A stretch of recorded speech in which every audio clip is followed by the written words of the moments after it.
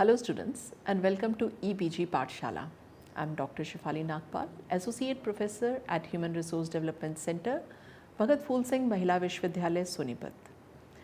Let us study another module under the paper Development of the Management Thoughts, Principles and Types under the paper Human Resource Management.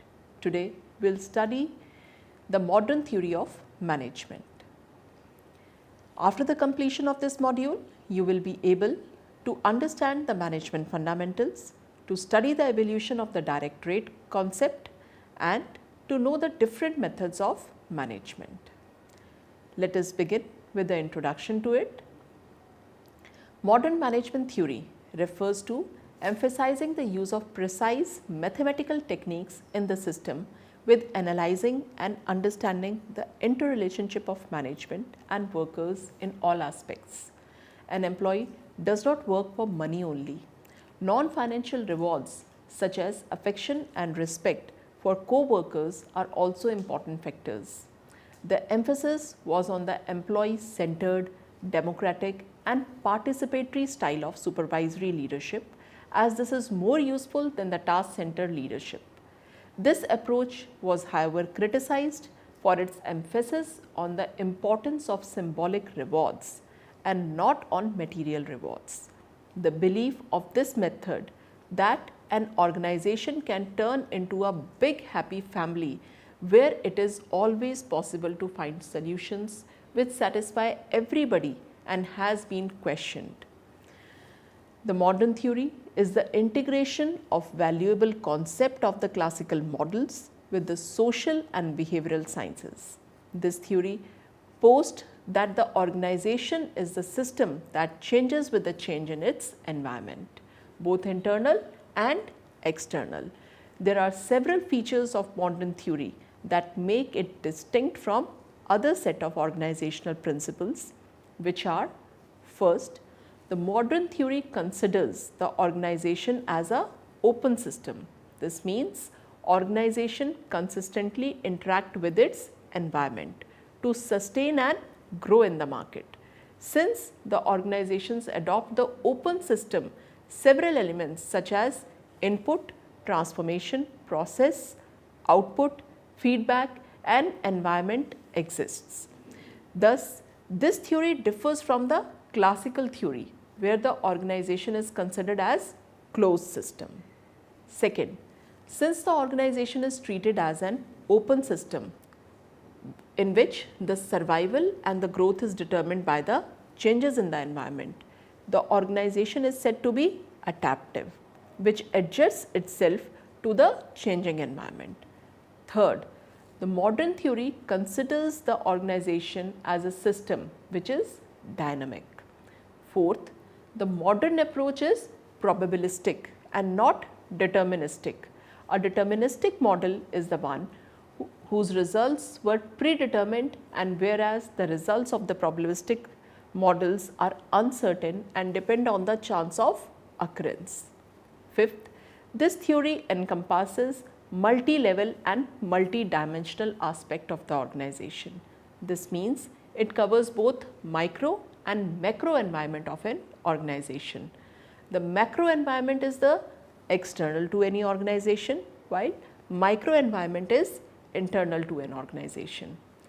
Sixth, the modern theory is multivariable, which means it considers multiple variables simultaneously. This shows that the cause and effect are not simple phenomena. Instead, the events can be caused as a result of several variables which could either be interrelated or interdependent. Let us see the historical background.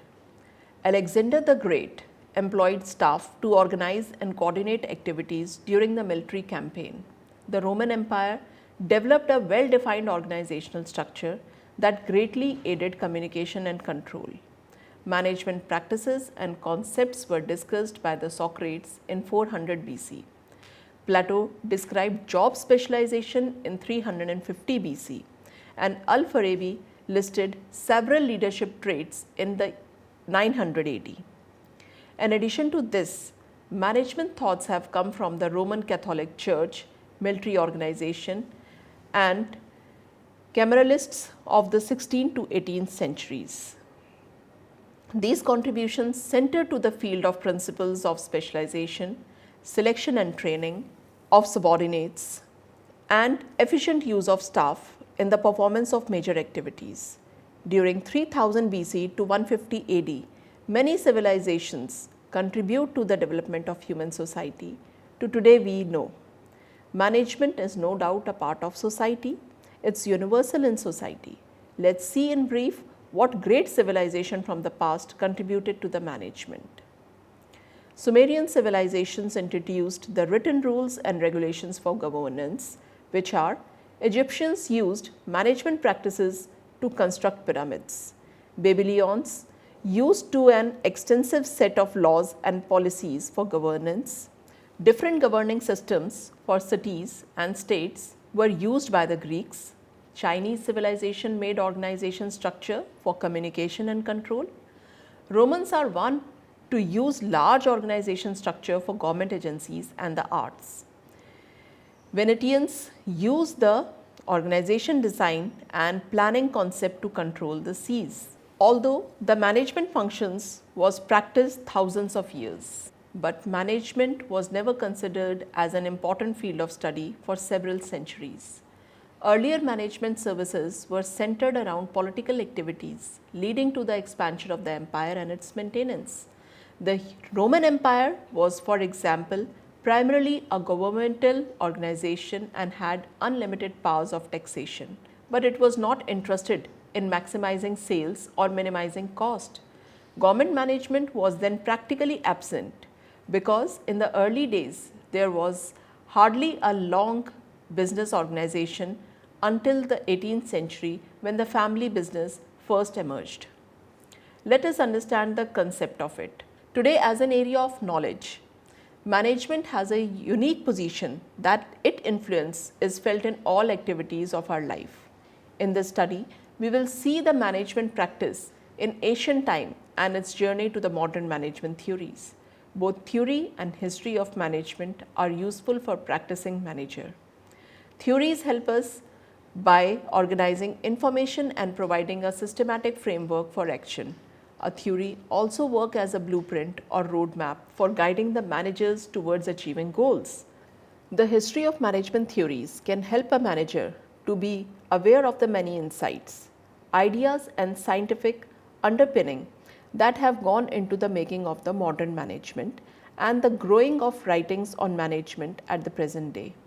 We had already seen that although the practice of the directorate started when man first attempted to accomplish goals by working together in the groups, the study of the management began at the age of the Industrial Revolution, which ushered in a new era of serious thinking and theorizing the management. The present status of the modern management theory is not a sudden attainment. It has come through the practices and processes of evolution when a lot of changes have occurred in the nature and approaches and even in understanding the modern management theories. The modern management theories include quantitative, system and contingency approaches to the management. The modern period 1960 to present. After 1960, management thought has been turning somewhat away from the last human relation ideas, particularly regarding the direct relationship between the morale and productivity. Current management thinking wishes equal emphasis on the man and machine. The modern business ideologists have recognized the social responsibility of the business activities and thinking on the similar lines. During the period, the principle of management reached a stage of redefinement and perfection. The information of the large enterprises resulted in the separation of the ownership and control.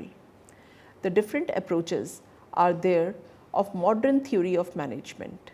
The system approach and contingency approach are the two methods by this school of thought. Chester Barnard and social system theory. One of the most significant contribution to this school has been made by the Chester Barnard. His classic treatise entitled The Function of Executive, published in 1938, is considered by some management scholars as one of the most influential books published in the entire field of the directorate. Like Fall, Barnard based his theories and approach to management by his first-hand experience as a top-level executive. The fundamentals of the system approaches, they viewed the organization as an organic and open system, which is composed of interacting and interdependent parts called subsystem. The system approach is to look at the management as a system or as an organized whole made up of subsystems integrated into unity or orderly totality. The system approach is based on the generalization that everything is interrelated and interdependent. A system is composed of related and dependent elements which when in interaction forms a unitary whole. A system is simply an assemblage or combination of the things or parts forming a complex whole. One of the most important characteristics is that it is composed of hierarchy of subsystems. It is the parts forming the major system and so on. For example, the world can be considered to be a system in which the various national economies are subsystem. The system approach assists in studying the functions of the complex organizations and has been utilized as the base for the new kinds of organizations like project management organization. It is possible to bring out interrelations in various functions like planning, organizing, directing, controlling. This approach has the edge over the other approaches because it is very close to reality. This approach is called abstract and vague. It cannot be easily applied to large and complex organizations. Moreover, it does not provide any tool and technique for managers. All organizations are a cooperative system. And as a cooperative system, organizations are the combinations of the complex physical, biological, personal and social components which are in specific systematic relationship because of the cooperation of the two or more persons for at least one definite end. An employee's role in his cooperation are the strategic factors in achieving the organizational objectives. Let us study the criticisms of it. This theory has been receiving the following criticisms. First, long on intellectual appeal and music terminology and short on variable facts and practical advice. Complex in nature, particularly when it comes to study of large and complex organizations. However, we can conclude that the system approach is an instructive approach and way of thinking rather than a precise model of solution to explain the complexities of managing modern organizations. The another approach is contingency approach, and the recent contributions are: one best way of doing may be useful for repetitive things but not for managerial problems. The contingency theory aims at integrating theory with practice in system framework. The behavior of an organization is said to be contingent on the forces of the environment.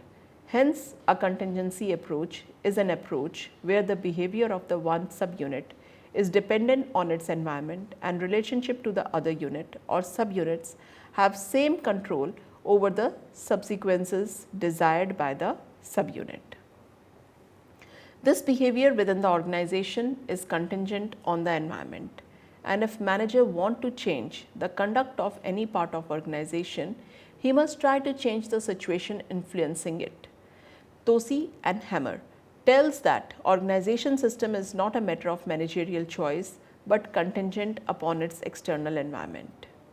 The contingency management theory evolved out of the system approach to managing organizations. According to the contingency approach, management is situational.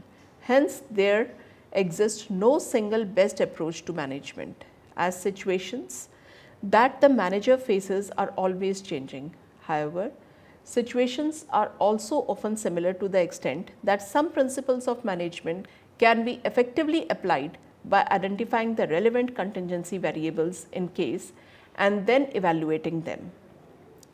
Peter Drucker, Edward Deming, Peter and William Ouch, Thomas Peters, Robert Waterman and Nancy Austin are some of the most important contributors to the management thought in recent times. This has emerged perhaps as the best approach as it encourages management to search for the correct situational factors for applying appropriate management principles. By the Tom Peters and Robert Waterman, research focusing on the 43 of America's most successful companies in 6 major industries, the following 9 principles of management are embodied in the excellent organizations. 1. Managing ambiguity and paradox. The ability of the managers to hold two opposing ideas in the mind at the same time, able to function effectively. A bias for action. A culture of impatience with lethargy and inertia that otherwise leaves organization unresponsive. Third, close to the customer. Staying close to the client to understand and anticipate customer needs and wants. Fourth, autonomy and entrepreneurship. Actions that foster innovation and nurture customer and product champions. Productivity through people is the next, treating rank and file employee as a source of quality. Next, hand-on and value-driven. Management philosophy that guides everyday practice and shows the management commitment. Next is stick to the knitting. Stay with what you do well and the business you know best. Simple form and lean staff. The best companies have very minimal, lean headquarters staff. Simultaneous, loose, tight properties. Autonomy in the shop floor activities and centralized values.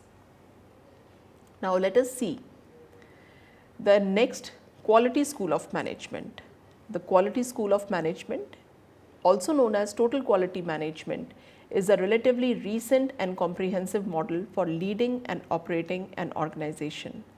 The prime focus is on continually improving performance by focusing on the customers while addressing the needs of all stakeholders. In other words, this concept focuses on managing the entire organization to deliver high quality to the customers. The quality schools of management consider the following in its theory. 1. Quality of the company's output.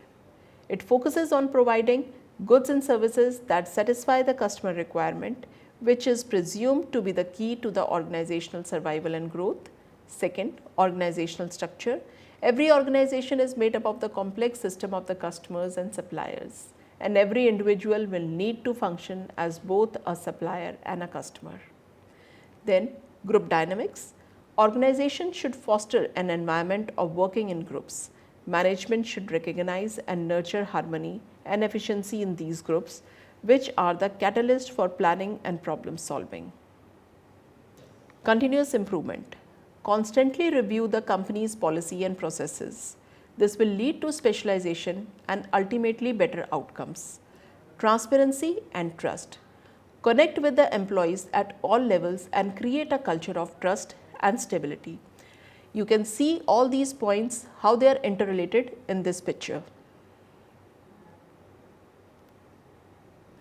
Now let us study what is Kaizen approach. Kaizen means that everyone is involved in making improvements. It is pronounced as Kaizen. Is based on the Japanese management concept for incremental change and improvement. The idea of continuous improvement suggests that managers, teams, individuals learn from both their accomplishment and their mistakes. It is a long-term approach to work that systematically seeks to achieve the small incremental changes in the processes to improve efficiency and quality. While the majority of the changes may be small, the greatest impact may be improvement or changes that are led by the senior management as transformational projects or by cross-functional teams as Kaizen events. Now let us study Reengineering Approach. Reengineering approach, sometimes also called as business process reengineering (BPR), involves a complete rethinking and transformation of the key business processes, leading to strong horizontal coordination and greater flexibility in responding to the changes in the environment.